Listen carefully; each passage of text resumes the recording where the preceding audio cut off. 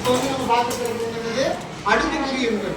ஒரு எண்ணை வந்து அடுக்கு எப்படி எழுதுதுன்னா ஒரு எண்ணுக்கு மேலே ரைட் சைடு எழுதணும். அதுதான் அடுக்கு எண்கள்.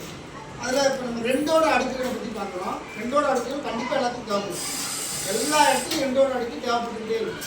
நீங்கள் ஒவ்வொரு டைமும் போய் அத்தனை டைம் பெருக்கிட்டு இருந்தீங்க. 5 அடுக்கு 6 அடுக்குலாம் கேட்டால் நம்ம பெருக்கித்தாகும். ஆனால் 2 அடுக்கில் 10 வரைக்கும் நம்ம மனப்பாடம் பண்ணி வச்சுக்கலாம். அது எப்படி ஈஸியாக பண்ணுறீங்கன்னா 2 அடுக்கு ஒன்று வரும். ஓகேவா? பிரிச்சுக்கலாம். இதுக்குள்ளார ஒவ்வொன்றா வச்சுருக்கோம். 2 அடுக்கு ஒன்றுனா 2 ஒரு டைம் பெருக்கணும்னு இருக்கும். 2 அடுக்கு 2 அப்படின்னா 2 டைம் பெருக்கணும்னு இருக்கும். 2 பெருக்கினா எவ்வளோ வருங்க? அதே மாதிரி 2 அடுக்கு 3னா 2 3 தடவை பெருக்கணும். 2 4 4 8. கரெக்டாக என்ன பண்ணிடுவாங்கன்னா 2 அடுக்கு 3னா 2 3 6 போட்டுருவாங்க. 2 2 போட்டுருவாங்க 6. அப்படி போடக்கூடாது அப்படிங்கிறது தான் அந்த ஆக்டிவிட்டியே. 2 பெருக்க 2 பெருக்க 2 2ஆல் பெருக்கி வர்ற விட கூட மறுபடியும் 2 அடுக்கு 4 அப்படின்னு என்ன கிடைக்கும்? 2 4 டைம் பெருக்கணும்.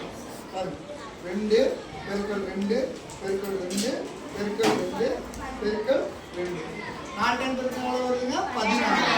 புரியுதா? எத்தனை டைம்? 4 டைம். அப்போ 2 அடுக்கு 5 எத்தனை டைம் பெருக்கணும்? எத்தனை டைம்? 5 டைம் என்ன வரும்? 32. 2 4 4 2 8 8 2 16 16 2 32. இதே மாதிரி 10 வருஷம் செஞ்சுக்கணும். இந்த மாதிரி நீங்கள் ப்ராஜெக்டாக செஞ்சுட்டு வருவாங்க. செஞ்சுட்டு வர முடியாதா? ப்ராஜெக்டாக செஞ்சுட்டு வாங்க. இந்த எண்களை மனப்பாடம் பண்ணிக்கணும். ஓகேவா? தேங்க்யூ.